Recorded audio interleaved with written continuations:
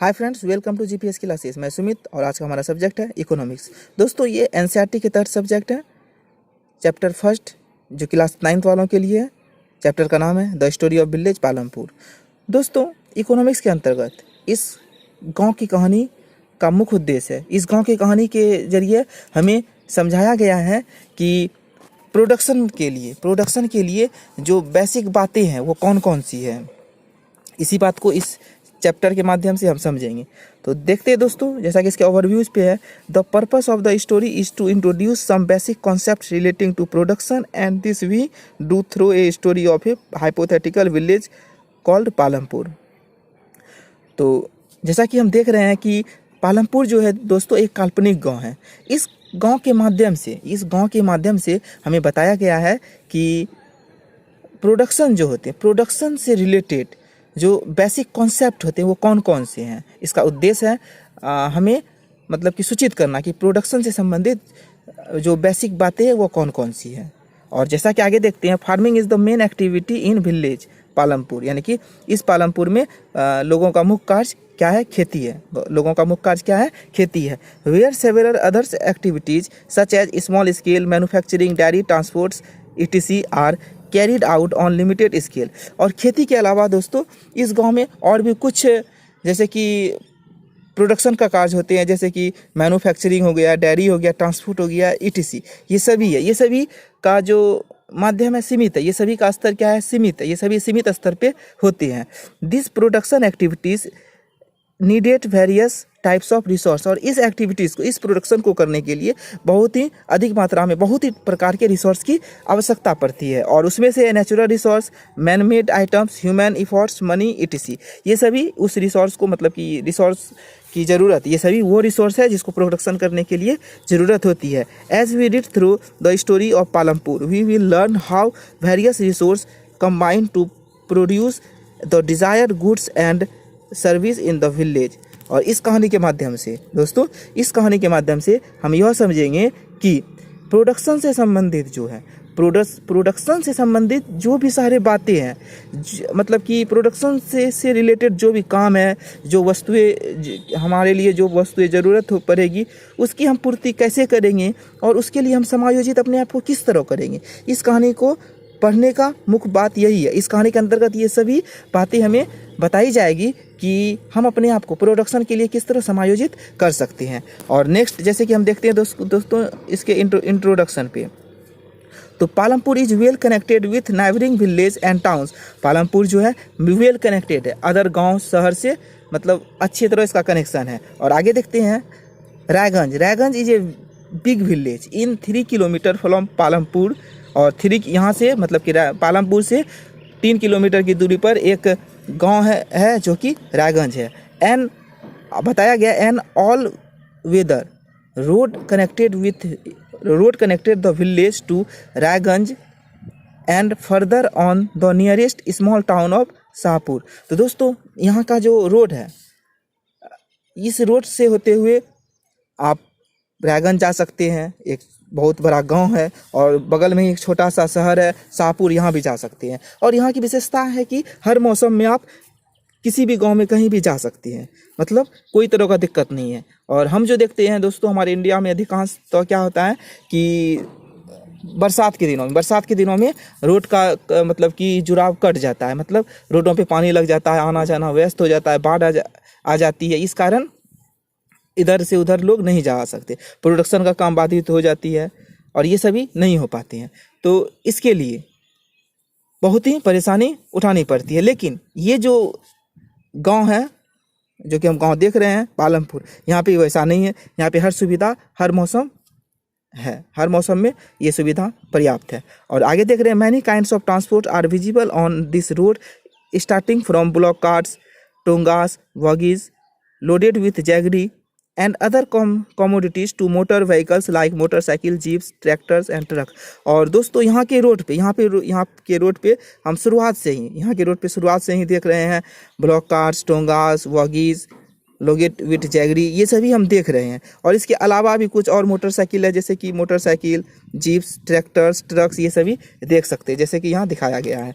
और आगे देख रहे हैं कि विलेज में देख रहे हैं कि this village has about 450 families belonging to several different caste. तो इस गांव में लगभग 450 फैमिलीज है, बहुत अलग अलग कास्ट के, बहुत अलग अलग जाति समुदाय धर्म के लोग हैं। The 80 upper caste families on the majority of land in the village. और इस गांव में जो 80 अपर कास्ट फैमिली उच्च जाति के लोग हैं, वहाँ वह जमींदार है, उसका अपना भूमि है, उसका मतलब अस्तित्व बहुत अच्छा है, वे गाँव के जमींदार हैं। और आगे जैसे कि बताया गया कि their houses some of them quite large are made of brick with cement plastering. और उसके घर जो है बहुत बड़े सीमेंट के ईंटे से बने हुए, सीमेंट प्लास्टिंग किया हुआ है। और उसके बाद देखते हैं द एससी दलित जो दलित होते हैं comprise the 1/3 of the population. और उसकी तुलना मतलब कि टोटल फैमिलीज के तुलना में उसका 1/3 है, मतलब उसका संख्या है, दलित का संख्या टोटल 1/3 है, जैसा कि हम देख सकते हैं। And in much smaller houses some of which are of mud and straw. और वहाँ वे सभी दलित के जो घर हैं वे बहुत ही छोटे और मतलब कि घास फूस मिट्टी के बने हुए हैं। और आगे जैसा कि देख रहे हैं most of the houses have electric connection. गाँव के अधिकांश घरों में बिजली का कनेक्शन है। Electricity power all the tube wells in fields and is used in various types of small business. और गांव में जितने भी मैदाने हैं, खेत है, सभी में नलकूप की सुविधाएं हैं, बिजली की सुविधा वहाँ पे है। लोग उस बिजली का उपयोग आसानी से अपने तरह तरह के कार्य में करते हैं। लोग बिजली का उपयोग सिंचाई में भी करते हैं। तो ये सभी उस गाँव की विशेषताएँ हैं। और आगे देखते हैं कि Palampur has 2 primary school and 1 high school. There is a primary health centre run by government and 1 private dispensary where's the sick are treated.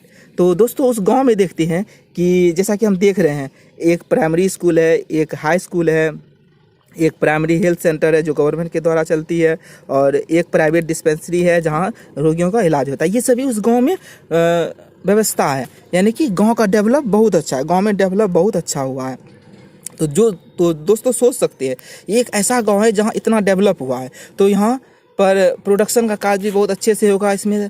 तो मतलब कि हम विश्वास है कि किसी भी प्रकार की कोई सुविधा नहीं होगी। प्रोडक्शन के लिए जो कुछ चाहिए, रोड होना चाहिए, पूरा गांव का विकसित गांव होना चाहिए ताकि प्रोडक्शन में कोई दिक्कत ना हो, ये सभी सुविधाएं वहाँ है और प्रोडक्शन का कार्य यहाँ बहुत अच्छी तरह से हो सकता है।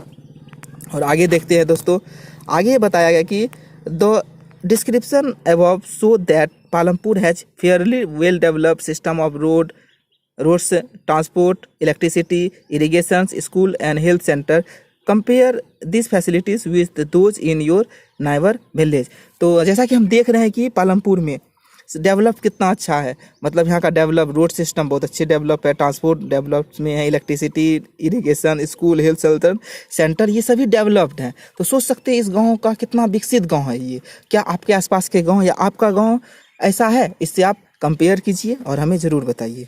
और आगे जैसे कि देख रहे हैं, the story of Palampur an imaginary village will take us through the different types of production activities in the village. तो दोस्तों जैसा कि हम जानते हैं कि पालमपुर गांव जो है एक काल्पनिक गांव है। पालमपुर क्या है? एक काल्पनिक गांव है। इस गांव की कहानी के माध्यम से हम इस बात को समझेंगे कि गांव में जो प्रोडक्शन का जो एक्टिविटीज़ होता है, गांव में मतलब बहुत प्रकार के प्रोडक्शन का एक्टिविटीज़ होता है, उसको हम समझेंगे कि गांव में प्रोडक्शन का कौन कौन सा एक्टिविटीज़ होता है, यानी कि उत्पादन से संबंधित जो भी गतिविधियां होती है उसी के बारे में हम समझेंगे गांव में। और आगे जैसा कि देखते हैं, इन विलेज अक्रॉस इंडिया के अधिकांश गाँव में farming is the main production activities. और इंडिया के अधिकांश गाँव में क्या होते हैं दोस्तों? फार्मिंग यानी खेती का कार्य अधिक रूप से किया जाता है। कौन सा कार्य किया जाता है? खेती का कार्य। और आगे जैसे कि देखते हैं, the other production activities refer to as non farm activities included small manufacturing, transport, shopkeeping etc। और जैसा कि देखते हैं मतलब कि इस फार्म एक्टिविटीज़ के अलावा जो अलग गतिविधि होती है, अलग प्रोडक्शन का कार्य होता है, वो नॉन फार्म एक्टिविटीज़ कहलाता है। जैसे कि हम देख सकते हैं नॉन फार्म एक्टिविटीज़ में आ गया, जैसे कि है small manufacturing, transports, non shopkeeping. तो ये सभी नॉन फॉर्म एक्टिविटीज़ में आया, ये सभी को हम देख सकते हैं। तो दोस्तों इंडिया में टोटल दो टाइप्स का एक्टिविटीज़ होता है, एक फार्म एक्टिविटीज़ और एक नॉन फार्म एक्टिविटीज़, यानी ये दोनों में प्रोडक्शन का ही काम होता है।